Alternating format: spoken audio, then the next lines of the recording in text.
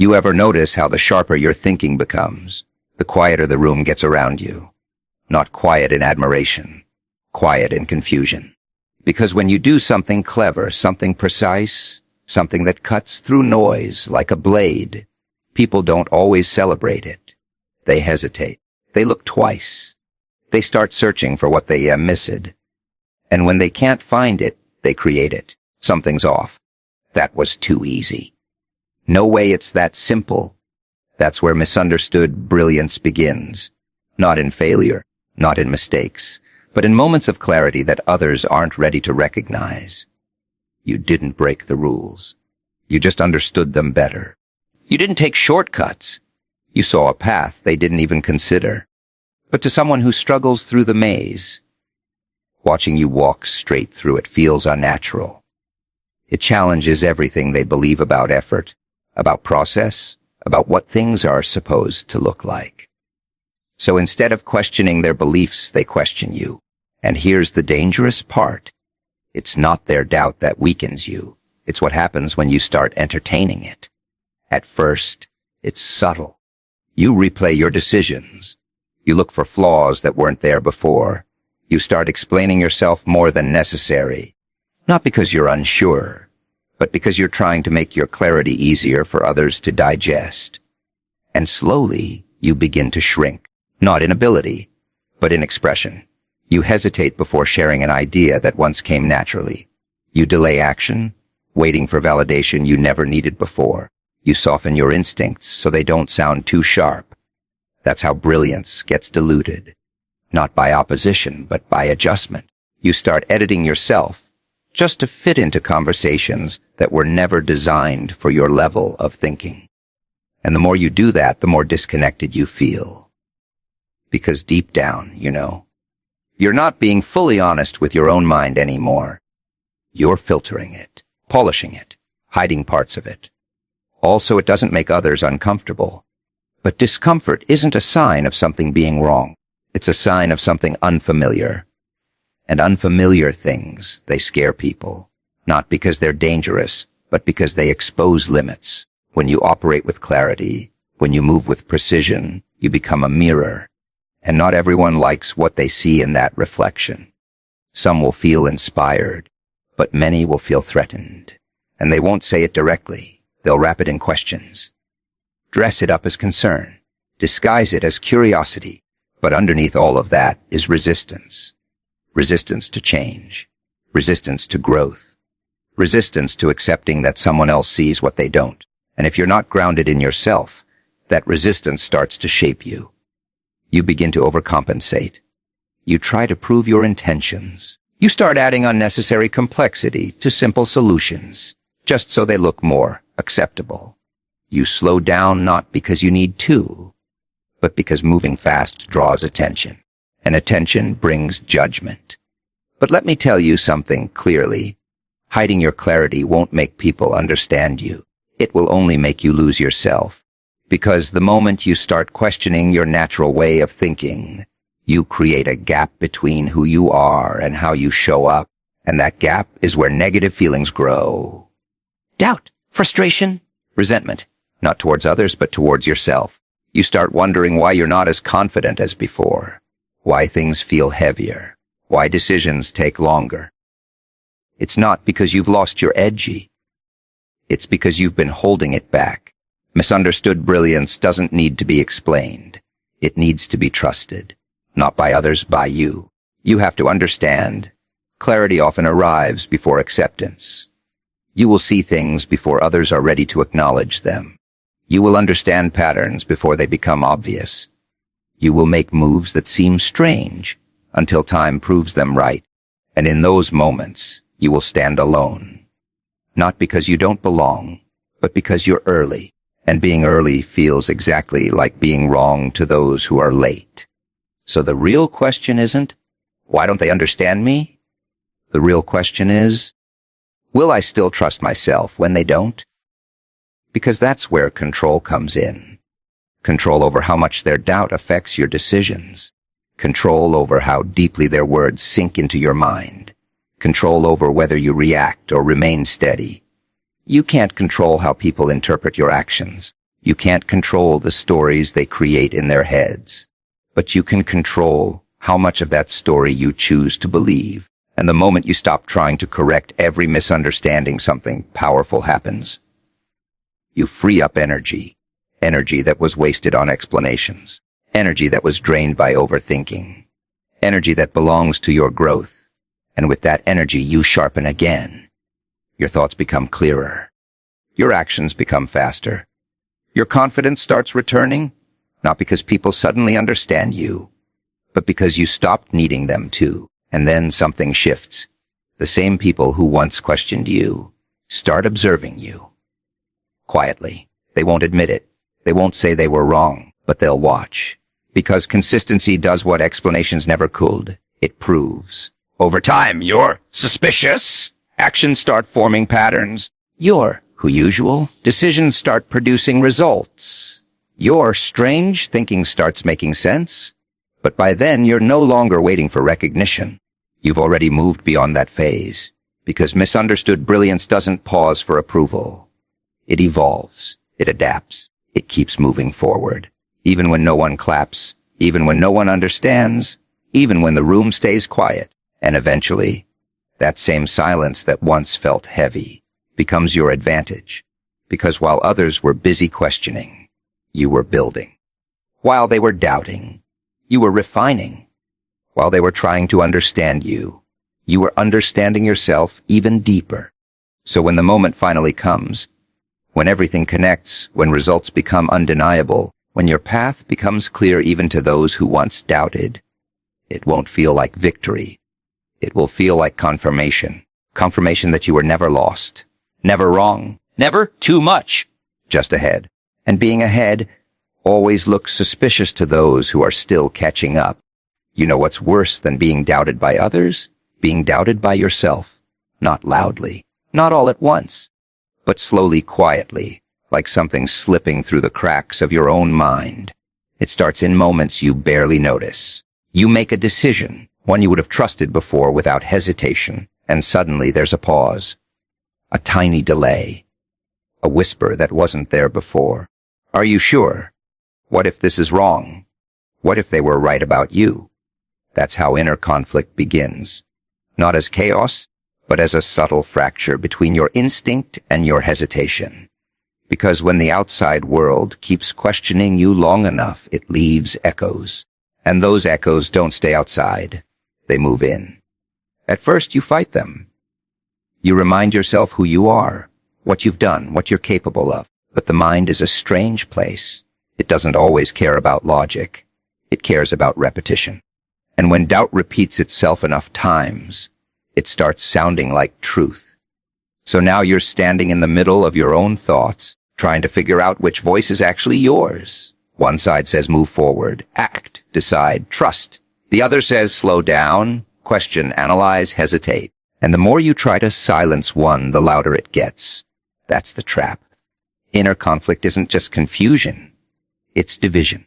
A split between the version of you that knows and the version of you that's afraid.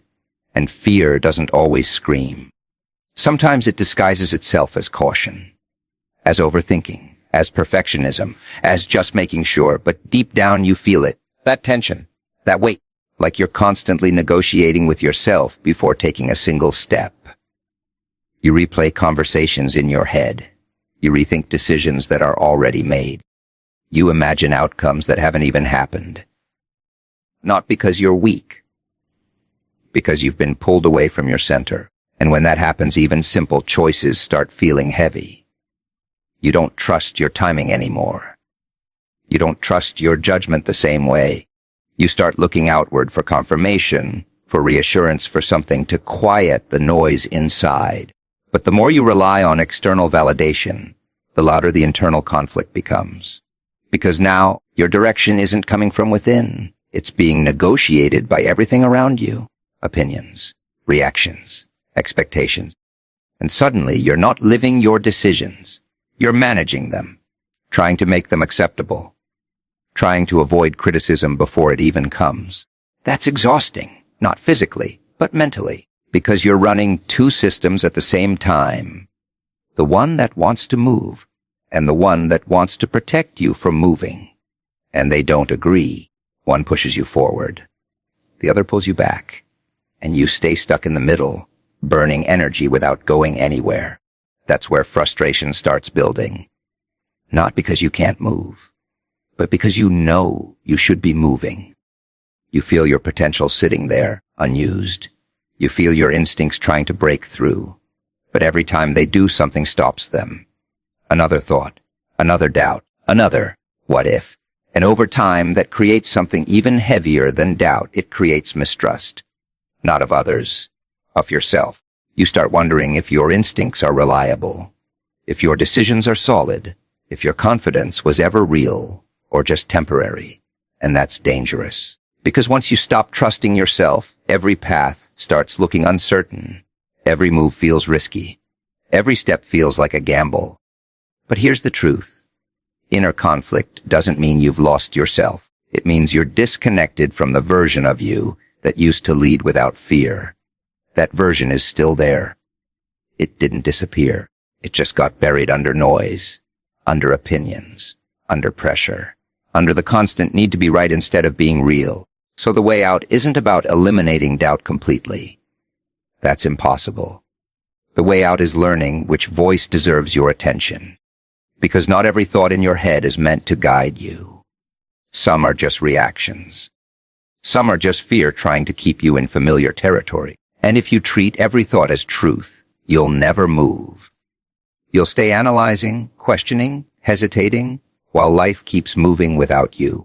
Control doesn't come from having no conflict. It comes from deciding who's in charge when conflict shows up. When that voice says, "What if you fail?"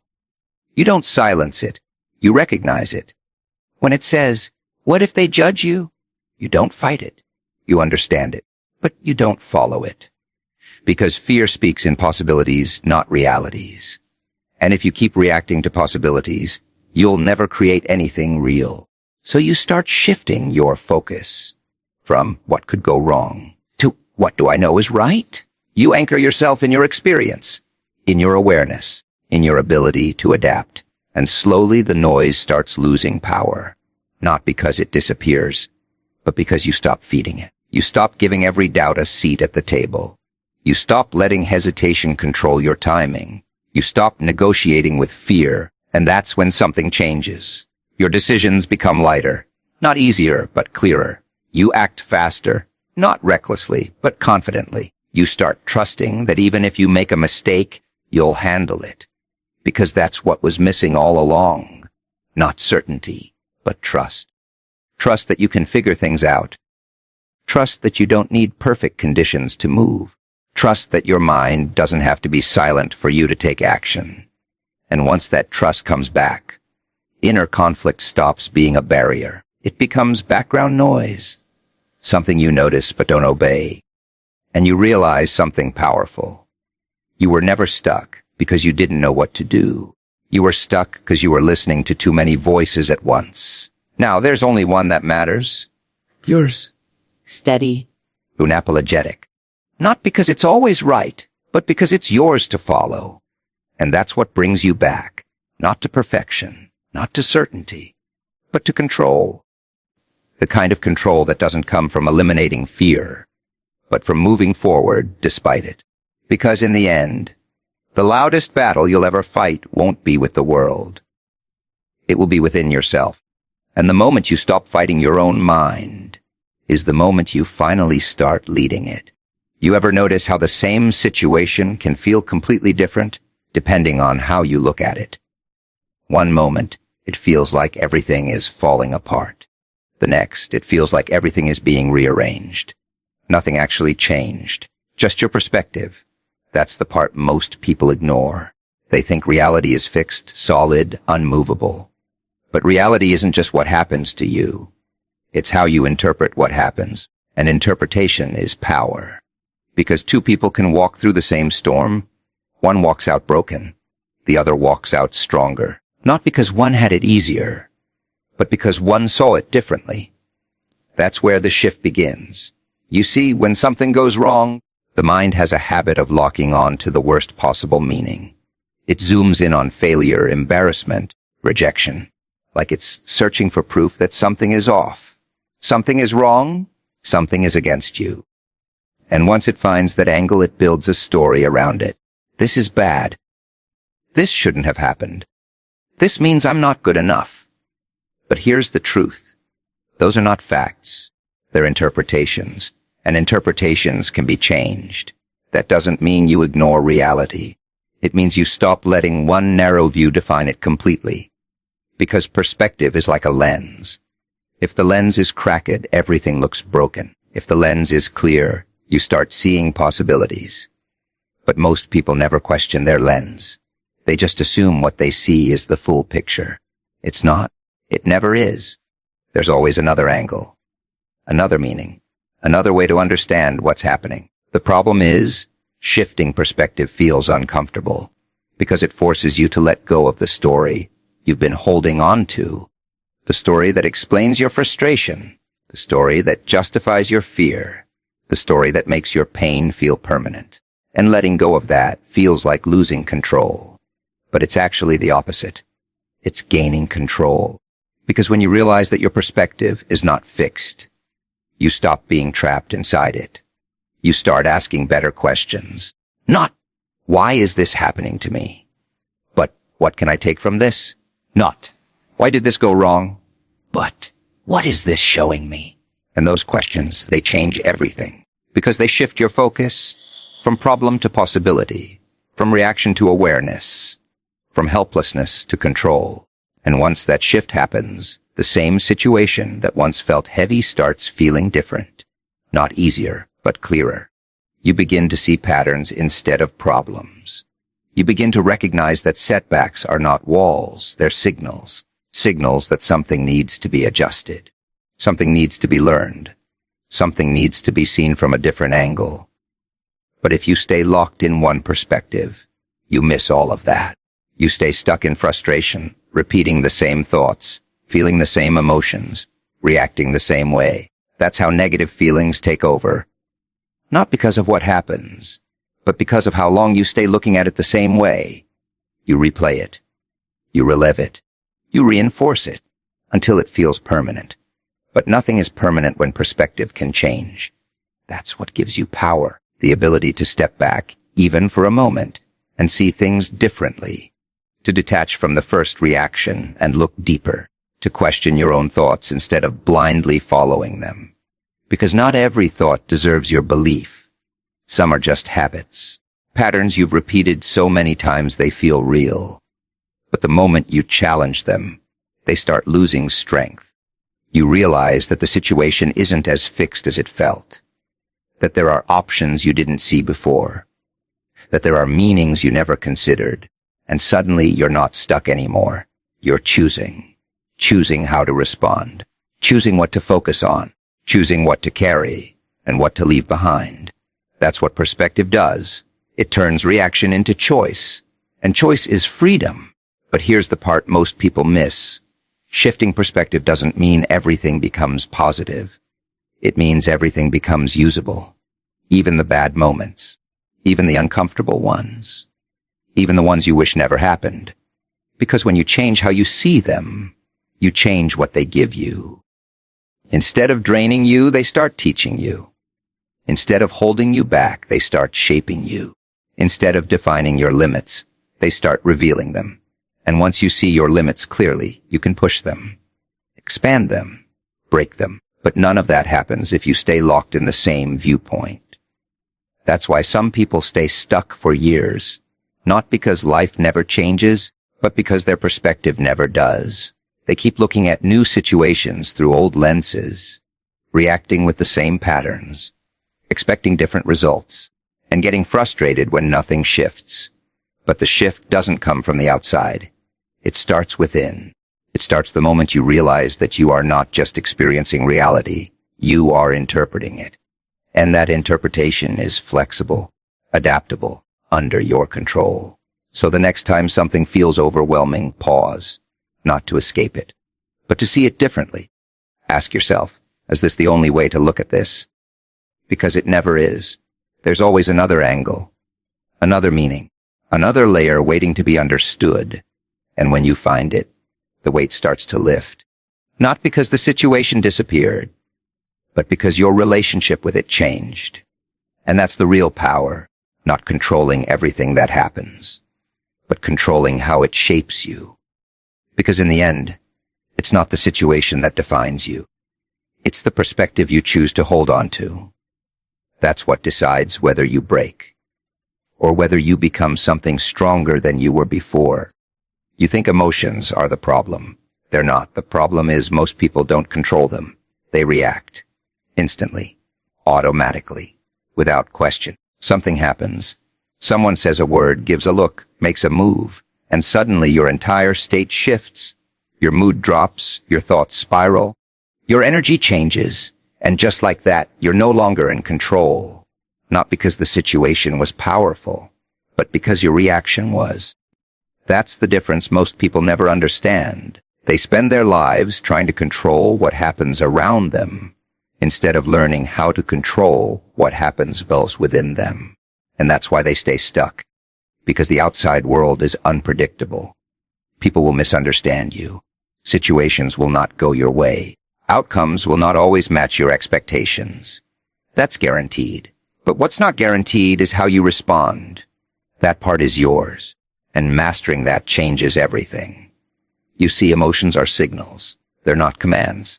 They show you something is happening, internally or externally, but they're not meant to dictate your next move. Anger tells you something feels wrong. Fear tells you something feels uncertain. Frustration tells you something isn't aligning. But most people don't stop there. They let those signals turn into actions. Anger becomes reaction. Fear becomes avoidance. Frustration becomes negativity. And once that happens, control is gone. Now you're not choosing your behavior. Your emotions are choosing it for you. That's where the damage begins. Not in feeling, but in following. Because when you act purely on emotion, you lose clarity. You say things you don't mean. You make decisions you don't fully understand. You react to moments that don't deserve that level of energy. And afterward you realize it. But by then the moment has passed. The words are spoken. The actions are done. And you're left dealing with consequences that could have been avoided. That's why mastering emotions isn't about suppressing them. It's about creating space between feeling and action. That space, even if it's just a few seconds, is where control lies. Because in that moment, you get to decide, do I react or do I respond? Do I let this feeling take over or do I observe it? Do I follow this emotion blindly or do I understand it first? That's the shift, from automatic to intentional. And it doesn't happen overnight, because emotions are fast. They don't wait. They hit you instantly without warning. But your response to that can be trained. It starts with awareness, noticing what you feel without immediately acting on it, recognizing the rise of anger before it spills out, catching fear before it shuts you down, seeing frustration before it turns into negativity. At first, it feels difficult, because you're used to reacting, used to letting emotions run freely, used to expressing everything the moment you feel it. But awareness slows things down. It gives you a chance to see what's happening, instead of being consumed by it. And once you can see it, you can manage it. Because here's the truth. Emotions lose intensity when they're understood.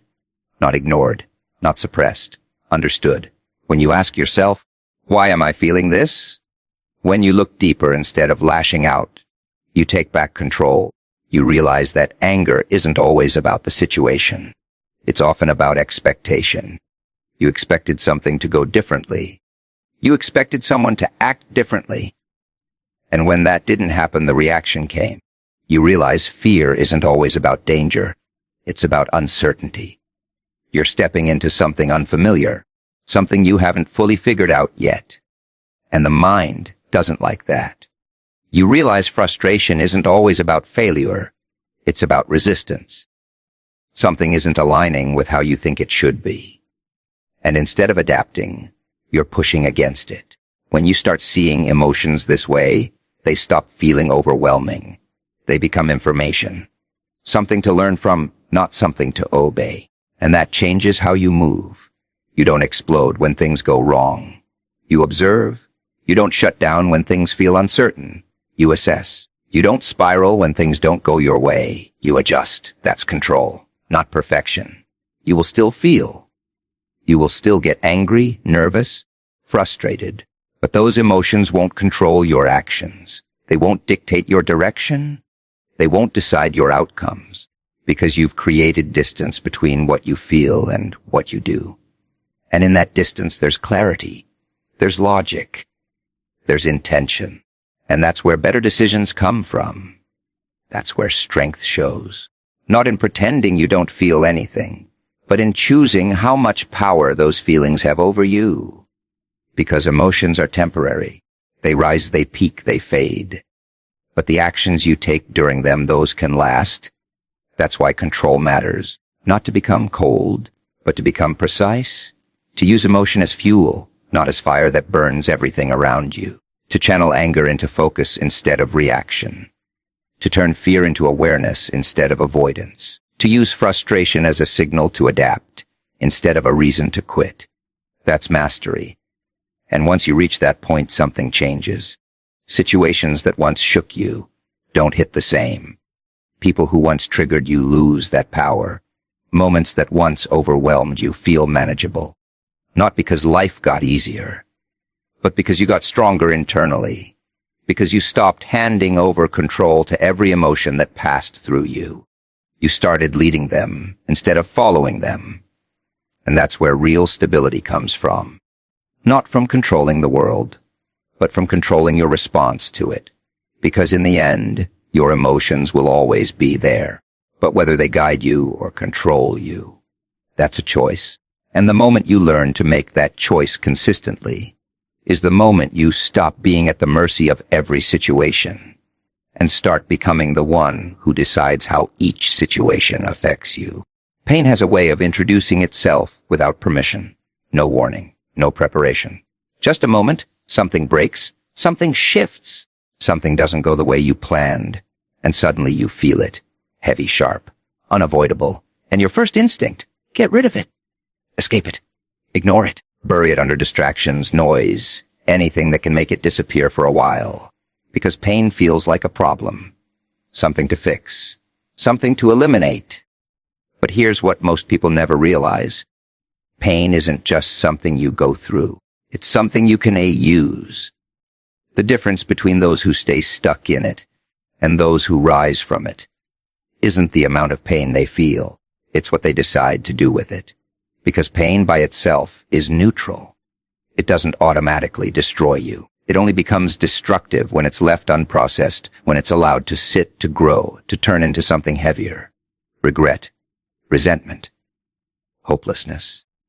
That's when it starts shaping you in ways you never intended. But the same pain, when faced, when understood, when directed, becomes something else entirely. It becomes energy. Raw, intense, powerful. The kind of energy that can either burn you down or build you into something stronger. And most people never tap into that second option. Because it requires something difficult. Staying with the pain long enough to understand it. Not running, not numbing, not pretending it's not there. Actually facing it. Asking yourself, what is this trying to show me? Not, why is this happening to me? But, what is this giving me that comfort never could? Because comfort doesn't force growth. Pain does. Pain forces you to look at things you've been avoiding. It forces you to confront weaknesses you didn't want to admit. It forces you to question patterns you've been repeating. And in that process, it reveals something valuable. Awareness. You start seeing where things went wrong, where you misjudged, where you trusted too easily or held back too much. And that awareness, that's power. But only if you choose to use it. Because here's where most people get stuck. They feel the pain, but they don't move past it. They replay it over and over, reliving the same moment, the same mistake, the same loss. And instead of extracting something from it, they get trapped inside it. That's when pain turns into a cage. Not because of what happened, but because of how long you stay there. Turning pain into power requires a shift, a decision. That this feeling, as heavy as it is, will not be wasted. That if you're going to carry it, it's going to mean something. It's going to push you, refine you, strengthen you. And that doesn't happen through thinking alone. It happens through action. Because pain builds pressure, and pressure needs direction. If you don't direct it, it will find its own way out. Through anger, through negativity, through self-doubt. But if you take that same pressure and channel it, it becomes drive, focus, discipline. That's where the transformation happens, when you stop asking how to get rid of the pain and start asking how to use it. That moment when you feel like quitting, that's energy. That frustration that keeps you awake at night, that's energy. That feeling of, this shouldn't have happened, that's energy. And energy doesn't disappear, it moves. So the question is, where are you sending it? Into overthinking, into blaming, into staying stuck, or into growth, into action, into becoming someone who won't be in the same position again. Because every painful experience leaves something behind. A lesson, a warning, a perspective. And if you ignore it, you repeat it. But if you take it, if you own it, if you build from it, you evolve. That's what separates people. Not talent, but what they do when things go wrong. Some people let pain define them.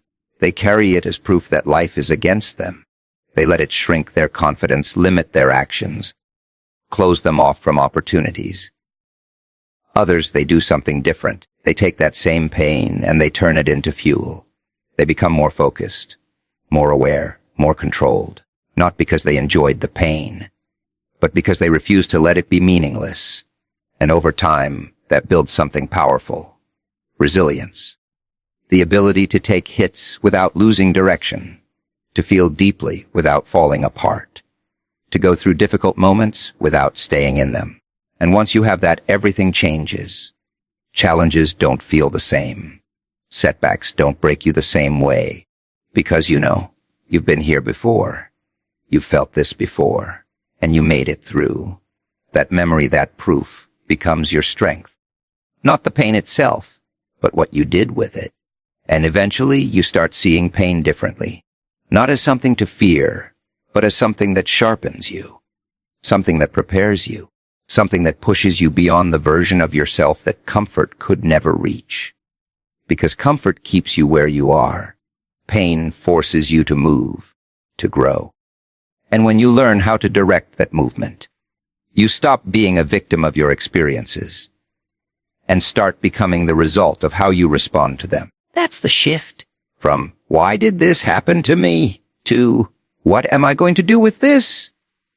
Because you can't always control what happens, but you can control what it turns into. And when you decide that your pain will not be wasted, when you decide that every setback, every mistake, every difficult moment will be used, that's when it stops being just pain. It becomes power. Quiet, controlled, focused power. The kind that doesn't need to prove anything, because it already knows what it's capable of. And once you reach that point, you don't run from pain anymore. You face it, you learn from it, you use it. Because you understand something most people don't. The pain is not the end of your story. It's the part that gives the rest of its strength. There's something heavy about being watched. Not in a loud, obvious way, but in the quiet moments when you can feel it. The looks that linger a second too long. The pause before someone responds. The slight change in tone that makes you wonder if something just shifted, and then it settles in judgment. Not always spoken, rarely direct, but always present in a way that's hard to ignore. It doesn't announce itself. It seeps in, through expressions, through silence, through the space between words. And somehow, that silence can feel louder than anything else. Because your mind doesn't leave it empty. It fills it. What are they thinking? Did I mess something up? Why does this feel different? And just like that, something small turns into something heavy. That's how the weight begins. Not from what people actually say, but from what you start believing they might be thinking. And once that process starts, it doesn't stay small, it expands. You begin to replay moments that already passed. You revisit conversations, searching for mistakes. You analyze your own tone, your words, your timing. You start scanning yourself from the outside, as if you're both the person acting and the one judging. And that split, that's where the pressure builds. Because now you're not just living the moment. You're evaluating it while it's happening. You're thinking before you speak, then thinking about what you said, then thinking about how it sounded. And suddenly, nothing feels natural anymore. Everything feels calculated, measured, filtered. That's the weight. It's not just about what others think. It's about how much space their possible opinions start taking up in your mind. And the more space they take, the less room you have for your own clarity. You begin to hesitate, not because you don't know what to do, but because you're trying to predict how it will be received. You start adjusting your behavior, softening your words, holding back ideas, avoiding actions that might draw attention. Not because those actions are wrong, but because you want to avoid being judged for them. And slowly, without realizing it, you start shrinking, not physically, but mentally, emotionally. You become smaller in expression, less direct, less certain, less you. And the strange part is, it feels like you're protecting yourself from criticism, from misunderstanding, from being seen in a negative light. But what you're actually doing is carrying a weight that was never yours to begin with. Because here's the truth. People will judge, not always accurately, not always fairly, and definitely not always based on reality. Sometimes they judge based on their own experiences, sometimes on their own insecurities, sometimes on things that have nothing to do with you at all. But when you internalize that judgment, it starts shaping your behavior as if it were truth. And that's where the real burden comes from, not the judgment itself, but your attachment to it. Your need to understand it, to respond to it, to avoid it. Because the more you try to control how others see you, the more control you lose over how you see yourself. You start measuring your worth based on reactions. Approval becomes a signal that you're doing things right. Disapproval becomes a signal that something is wrong. And now your direction is no longer internal. It's external, guided by shifting opinions, changing moods, unpredictable perceptions. That's exhausting. Because no matter how much you adjust, you can never fully control how you're perceived. There will always be someone who misunderstands, someone who questions, someone who forms an opinion without knowing the full picture. And if you keep trying to manage all of that, you'll never move freely. You'll always be carrying that invisible weight. But here's where things shift. The moment you realize that judgment is inevitable, but suffering from it is optional, not because it doesn't affect you, but because you get to decide how much access it has. You start creating distance, not from people, but from the need to be approved by them. You begin to understand that being seen is not the same as being understood. And that's okay, because not everyone is meant to understand you. Not everyone sees from your perspective. Not everyone processes things the way you do, and trying to make them will only drain you. So instead of adjusting yourself to fit every expectation,